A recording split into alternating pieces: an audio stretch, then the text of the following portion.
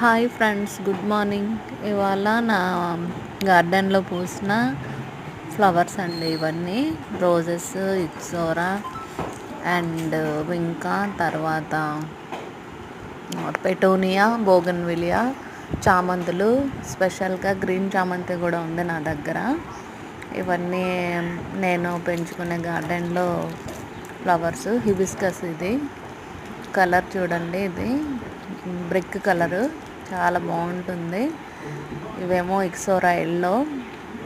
ఇవన్నీ వింకాస్ అండి. వింకాలో 3-4 కలర్స్ ఉన్నాయి నా దగ్గర, రెగ్యులర్ కలర్స్ కాకుండా.